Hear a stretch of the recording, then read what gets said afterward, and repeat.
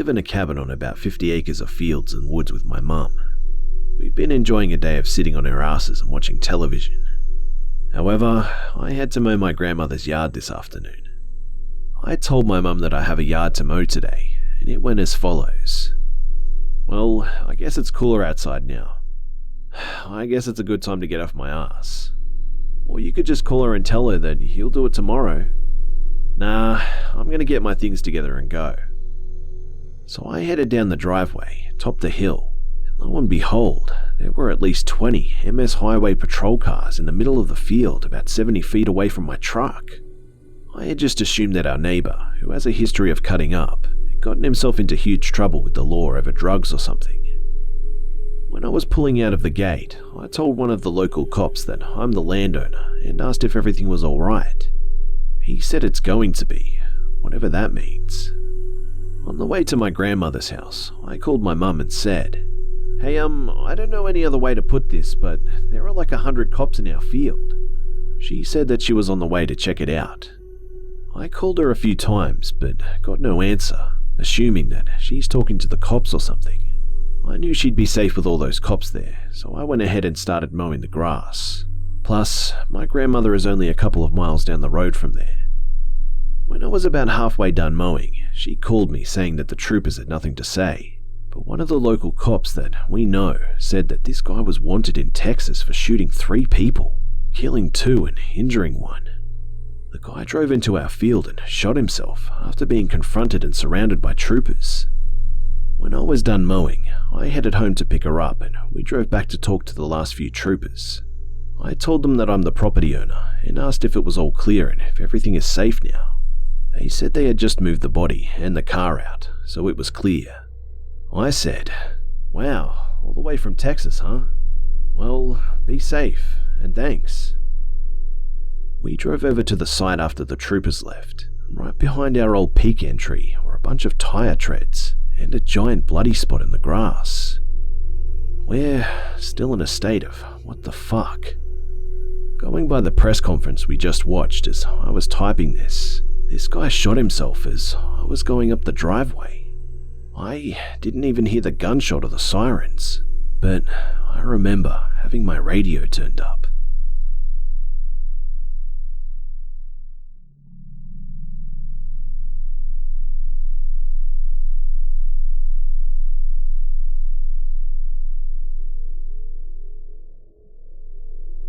Around 5 years ago, I was living with my toddler son and our 3 cats in a 2-story 2-bedroom house in England. I have several instances from that time that I cannot explain, but here are 2 that really stick out to me. One evening, after my son was in bed, I was curled up on my sofa reading a book. I got a text from my mum and I looked at it and replied. I set my phone down on the arm of the sofa and carried on reading.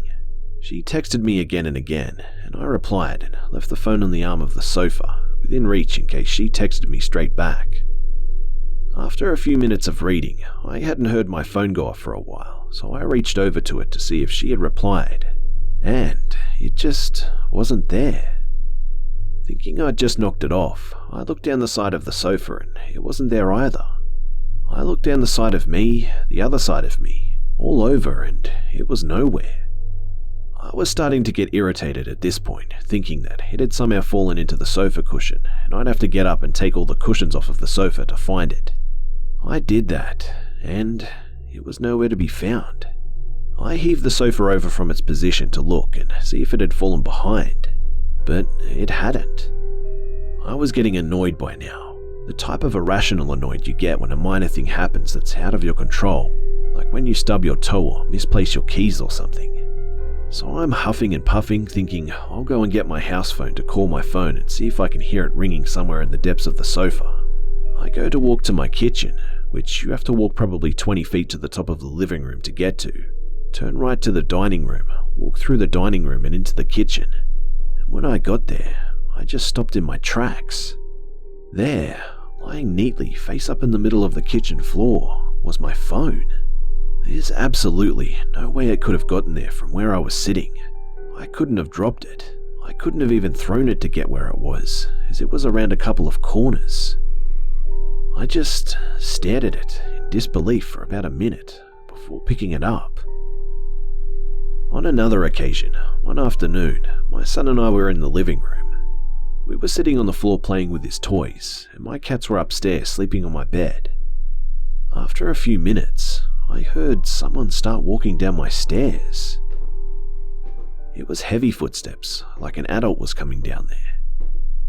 I always keep the doors in my house open in the daytime, and the stairs were no more than 10 feet from me on the other side of a wall and an open door, so I know what I heard. All I could think was, what the hell? And I moved to get up because, obviously, the only human occupants of the house were in the room. There definitely should have been no one on the stairs. And just then, all 3 of my cats came bolting full pace down the stairs. They ran, screeching, through the living room and straight out of the open living room window. We were on the ground floor, so this is how they got in and out at the daytime. Something had obviously seriously spooked them. Meanwhile, I could still hear the heavy clomping down the stairs. Me and my son just look at each other and go into the hallway to look at the stairs. And obviously, there's no one there. A while later, I was getting ready to leave the house as this had creeped me the hell out, and I needed to get some fresh air and calm down a bit. I got my son's coat and boots on, and he was waiting in the hallway for me to finish getting my gloves on and get my purse and such. I look over and he's smiling and waving up the stairs. I look up, and again, there's nothing there. He's just waving at the empty stairway. So I go to him. Who are you waving to, son? And he says in his innocent toddler voice, "That man up there." Like it was the most obvious thing in the world.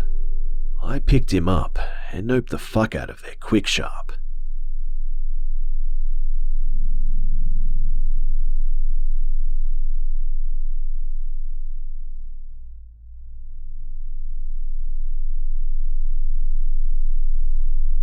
I was 15 years old when I had an encounter with an entity that I know now to describe as a skinwalker.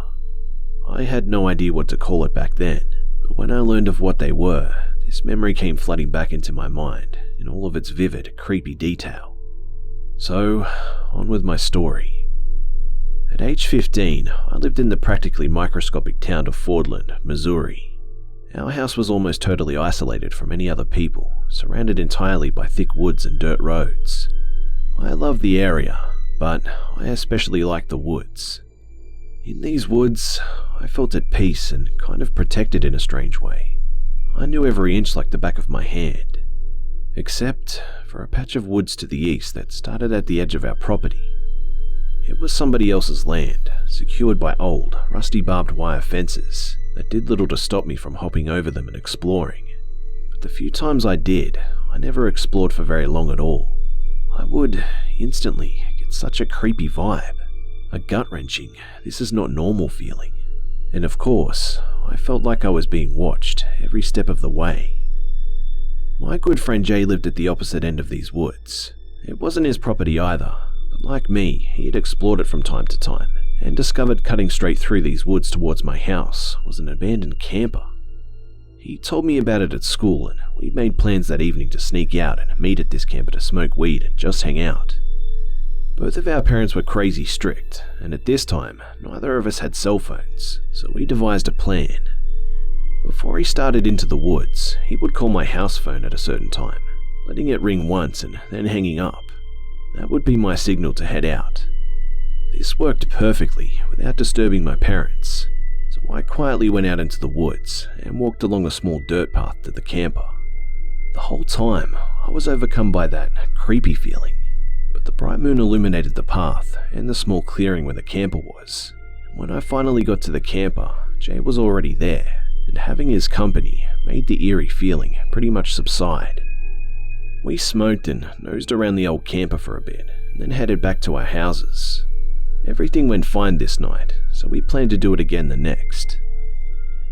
The next night, before Jay was supposed to call, I had a sinking feeling about going back into those woods.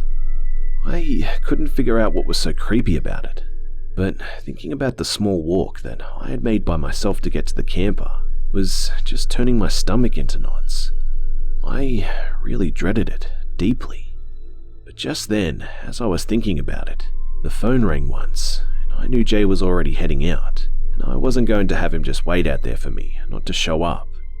So, with my nerves on edge, I quietly slipped out of the door and made my way to the fence. This night, the moon was gone, and as soon as I crossed over the fence, my entire being wanted to hop right back over it, and nope, the hell out of there. The trees, the path, everything was just pitch black. On top of that, there was a vigorous breeze blowing leaves and branches, making me constantly think that I saw something or heard something moving. But I put on a brave face and began slowly walking the path to the camper, sticking to one of the ruts in the path so I could tell where I was going. It was just so unbelievably dark though. The clearing with the camper came into view, and as I made my way closer, the uneasy feelings I had exploded. My heart began to pound, and my body was on high alert. But I just had no idea why.